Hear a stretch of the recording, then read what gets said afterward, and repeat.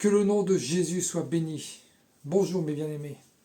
Aujourd'hui on va parler d'un sujet qui est sensible en ce moment. Dans les assemblées, le rôle de la femme dans l'église, ou plus précisément, est-ce que la femme peut prêcher au sein d'une assemblée? Que dit l'Écriture par rapport à ça? Allons dans 1 Timothée, chapitre 2, verset 12. Je ne permets pas à la femme d'enseigner, ni de prendre l'autorité sur l'homme, mais elle doit demeurer dans le silence. Car Adam a été formé le premier, Ève ensuite, et ce n'est pas Adam qui a été séduit, c'est la femme qui, séduite, s'est rendue coupable de transgression. Elle sera néanmoins sauvée en devenant mère, si elle persévère avec modestie dans la foi, dans la charité et dans la sainteté. Amen. Merci Seigneur. Donc, très clairement, dans ce chapitre, Paul nous dit que la femme n'a pas à prêcher au sein d'une assemblée. Maintenant, allons dans 1 Timothée 3 et regardons les critères que l'homme doit avoir pour prêcher la parole. 1 Timothée 3. Celui qui aspire à être un dirigeant dans l'Église désire une belle tâche. Cette parole est certaine. Il faut toutefois que le dirigeant soit un homme irréprochable, mari fidèle à sa femme, faisant preuve de modération, réfléchi et vivant de façon convenable, qu'il soit hospitalier et capable d'enseigner. Il ne doit pas être buveur ni querelleur, mais au contraire aimable, pacifique et désintéressé. Qu'il dirige bien sa famille et maintienne ses enfants dans l'obéissance en toute dignité. Car comment un homme qui ne dirige pas bien sa famille serait-il qualifié pour prendre soin de l'Église de Dieu? Que ce ne soit pas un converti de fraîche date, de peur qu'il ne se laisse aveugler par l'orgueil et tombe sous la même condamnation que le diable. Enfin, il doit aussi jouir d'une bonne réputation par ceux qui ne font pas partie de la famille de Dieu, afin de ne pas s'exposer au mépris public et de ne pas tomber dans les pièges du diable. Donc là, quand on regarde le critère, il est bien parlé, tout est au masculin, il est parlé d'un homme et non d'une femme. En revanche, dans 1 Timothée 3,8, donc juste après ce texte, Paul ouvre une porte à la femme pour le ministère de diaconesse. Lisons-le, 1 Timothée 3,8. Les diacres, eux aussi, doivent être respectables, n'avoir qu'une parole et ne pas s'adonner à la boisson, ni être attirés par le gain. Ils doivent garder le mystère de la foi avec une conscience pure, qu'on les mette d'abord à l'épreuve et qu'ils exercent ensuite leur ministère, s'ils sont sans reproche.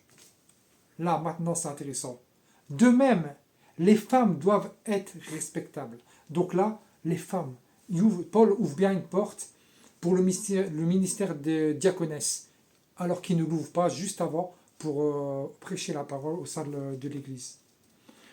De même, les femmes doivent être respectables, non médisantes, sobres, fidèles en tout. Les diacres doivent être fidèles à leurs femmes et bien diriger leurs enfants à leur propre maison. Donc, une fois de plus, ces deux textes sont très clairs. Pour l'enseignement de la parole au sein d'une assemblée, la femme ne peut pas prêcher la parole. Par contre, dans le chapitre juste en dessous, Paul ouvre une porte et dit que la femme peut avoir le ministère de diaconesse. Et Romains 16 vient nous le confirmer. Je vous recommande notre sœur Phébé, diaconesse de l'Église, qui est à Sanché.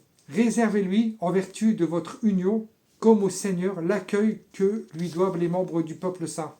Mettez-vous à sa disposition pour toute affaire où elle aurait besoin de vous. Par ailleurs, l'Écriture nous dit que Jésus alla sur la montagne toute une nuit afin de choisir les 12 apôtres. Et aucune femme ne fut choisie. Luc 6, verset 12. En ce temps-là, Jésus se rendit sur la montagne pour prier, et il passa toute la nuit à prier. Quand le jour parut, il appela les disciples, et il en choisit 12 auxquels il donna le nom d'apôtres. Simon, qu'il nomma Pierre, André, son frère, Jacques, Jean, Philippe, Barthélemy, Matthieu, Thomas, Jacques, fils d'Alphée, Simon appelé le Zélote, Jude, fils de Jacques, et Judas l'Iscariote, celui qui devient sont traites. Aucune femme ne fut choisie. Beaucoup argumentent que Priscille, une proche de Paul, était dans l'enseignement de la parole. Or, dans la Bible, il est juste écrit que c'était une collaboratrice. Il n'est jamais parlé d'enseignement, soit dans une synagogue ou dans une assemblée des saints. Non seulement Paul nous dit que la femme ne peut pas enseigner, mais en plus de ça, il nous donne la raison. Adam a été formé le premier. Ève ensuite. Et ce n'est pas Adam qui a été séduit. C'est la femme qui, séduite, s'est rendue coupable de transgression. On entend souvent dire aussi que les femmes étaient souvent avec Jésus et les apôtres. C'est vrai qu'elles y étaient souvent. Mais quel était leur rôle? Dans Luc 8. Ensuite, Jésus allait de ville en ville et de village en village, prêchant et annonçant la bonne nouvelle du royaume de Dieu. Les 12 étaient avec lui et quelques femmes qui avaient été guéries d'esprits malins et de maladies. Marie, dite de Magdala, de laquelle étaient sortis 7 démons, Jeanne, femme de Chuza, intendant d'Hérode, Suzanne et plusieurs autres qui l'assistaient de leur bien. Maintenant, on va prendre Genèse 2, verset 18. L'Éternel Dieu dit, « Il n'est pas bon que l'homme soit seul. Je lui ferai une aide semblable à lui. » Donc, Dieu a fait la femme pour être une aide à l'homme. Et quand dans Luc 8, il est écrit, Suzanne et d'autres qui l'assistaient de leur bien, elles s'occupaient de toute la logistique, de la nourriture, de préparer leur repas. Elles s'occupaient de tout ce que les apôtres et Jésus avaient besoin, et non pour le ministère de la parole. D'autres argumentent également que nous sommes assis dans les lieux célestes en Jésus-Christ et qu'il n'y a ni homme ni femme. C'est vrai que nous sommes assis dans les lieux célestes en Jésus-Christ, mais ça c'est notre condition spirituelle. À l'instant même, là où je vous parle, je suis bien assis sur mon fauteuil, chez moi, en train de faire une vidéo. Être assis dans les lieux célestes, ça c'est la condition spirituelle.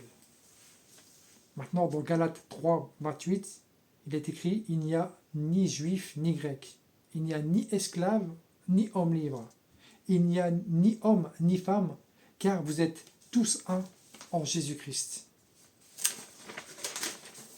Savez-vous que les homosexuels prennent ce verset-là pour nous dire qu'ils ne sont pas dans le péché, qu'ils peuvent s'aimer, homme, homme, femme, femme? Et de la même manière, les femmes prennent ce verset pour dire qu'elles ont le droit de pécher. Mais ce verset-là, malheureusement, il est mal compris parce que ce verset veut dire tout simplement que Dieu ne fait aucun signe de distinction.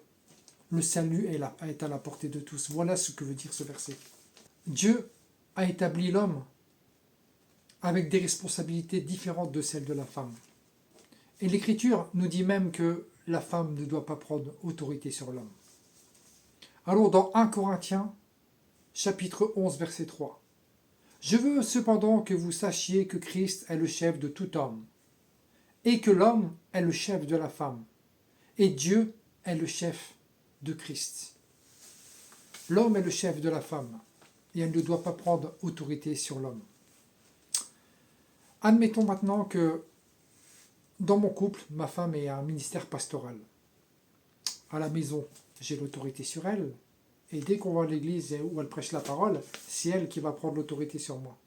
Parce que à l'église, l'autorité, c'est le pasteur, celui qui donne la parole, on est d'accord. Donc, moi j'aurai autorité sur elle, on va à l'église, elle a l'autorité sur moi et sur l'assemblée, et on rentre à la maison, et c'est moi qui reprends l'autorité. C'est pas très logique. C'est même pas du tout logique. La parole déclare également que elle met en garde l'homme parce que la femme est plus fragile que l'homme. 1 Pierre, chapitre 3, verset 7. Et vous, les maris, prenez soin de votre femme dans la vie commune. Les femmes sont plus fragiles. Vous devez en tenir compte. Mes bien-aimés, notre foi doit être fondée sur les Écritures apostoliques. Nous devons ni retrancher ni ajouter à la parole. Éphésiens, chapitre 2, verset 20. Vous avez été édifiés sur le fondement des apôtres et des prophètes, Jésus-Christ lui-même étant la pierre angulaire. Oui, mais tu comprends, mon frère, j'ai eu un appel pour le ministère de la parole. Tu as eu un appel. Oui, tu as eu un appel, oui. 1 Jean 4, 1. Bien-aimés, n'ajoutez pas foi à tout esprit, mais éprouvez-les pour savoir s'ils sont de Dieu. Donc là, la parole nous dit que de ne pas ajouter foi à tout esprit, à tout ce qu'on reçoit, mais éprouver les esprits. Comment éprouver un esprit pour voir s'il vient de Dieu ou s'il ne vient pas de Dieu? Il faut le passer au tamis de la parole. Quand le Saint-Esprit nous guide, nous dirige ou nous appelle pour quelque chose, il n'ira jamais en contradiction avec la parole. S'il y a une contradiction, si c'est contraire à la parole, il faut le rejeter. Voilà comment discerner si ça vient de Dieu ou si ça ne vient pas de Dieu. Et pour ça, il faut connaître la parole. C'est pour ça qu'il faut s'enraciner, être fondé sur les Écritures apostoliques. Oh, j'ai écouté ma sœur prêcher. Oh, il y avait de l'onction. Elle disait vrai. C'était bien, j'ai eu des frissons. L'émotion. Il n'y a pas d'émotion dans les choses de Dieu. La parole nous dit, Jean 7, 24, ne jugez pas selon l'apparence, mais jugez selon la justice. Jugez selon la justice. Quelle justice? La justice de la parole. Être fondée sur le roc, sur Jésus-Christ. Vous savez, vous pouvez juger sur l'apparence. Le marabout, le sorcier, il fait des miracles. Le guérisseur, il fait des miracles aussi. Il guérit. Et pourtant, il n'est pas fondé sur Jésus. Sa puissance ne vient pas du Saint-Esprit ni de Jésus. Donc ce n'est pas sur l'apparence qu'il faut juger. Mais il faut toujours juger selon la justice de l'Écriture, qui est Jésus-Christ, et sur lesquels nous devons être fondés. Le monde change, mais la parole ne change pas. Le Seigneur est le même hier, aujourd'hui et éternellement. Aujourd'hui, nous vivons un inversement de pensée. Le bien est appelé mal, et le mal est appelé bien. Et Jésus nous dit, ne vous conformez pas au monde présent. Satan est le prince de ce monde. Et nous, ici-bas, nous sommes en terrain ennemi. Alors toi, ma sœur, si tu sens un appel pour le ministère pastoral, repens-toi, parce que c'est l'esprit du serpent. Tout comme dans le jardin d'Éden, les rôles se sont inversés, Ève a pris autorité sur Adam, ce qui a causé leur chute. La désobéissance, c'est un esprit d'opposition à Dieu. Et un seul esprit est en opposition à Dieu. C'est qui? C'est Satan. Alors ma sœur, je t'exhorte à mettre ça devant le Seigneur. Et si tu as vraiment reçu Jésus dans ton cœur, il t'éclairera. Mai 68 a été un accélérateur. L'émancipation de la femme, la liberté sexuelle, le droit à l'avortement, n'est en réalité que l'œuvre antichristique et font partie des prophéties des derniers temps. En 2 Timothée 4, 3, il est écrit « Car il viendra un temps où les hommes ne supporteront plus la saine doctrine, mais ayant la démangeaison d'entendre des choses agréables, ils se donneront une foule de docteurs selon leur propre désir, détourneront l'oreille de la vérité et se tourneront vers les fables. » Mais bien-aimés, notre foi doit être fondée sur les Écritures apostoliques. Oui, mais tu comprends, c'est le contexte, aujourd'hui les choses évoluent. 2 Thessaloniciens 2,15.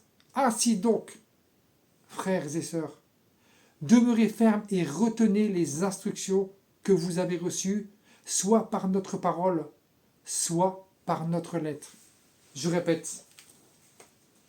Ainsi donc, frères et sœurs, demeurez fermes et retenez les instructions que vous avez reçues. Donc là, on parle des Écritures apostoliques, soit par notre parole, soit par notre lettre. C'est quoi la lettre? La lettre, c'est la parole de Dieu. Voilà.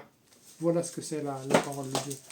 Colossiens 2,6. Ainsi donc, comme vous avez reçu le Seigneur Jésus-Christ, marchez en lui, enracinés et fondés en lui, enracinés et fondés dans la parole et affermis par la foi, d'après les instructions qui vous ont été données et abondez en actions de grâce.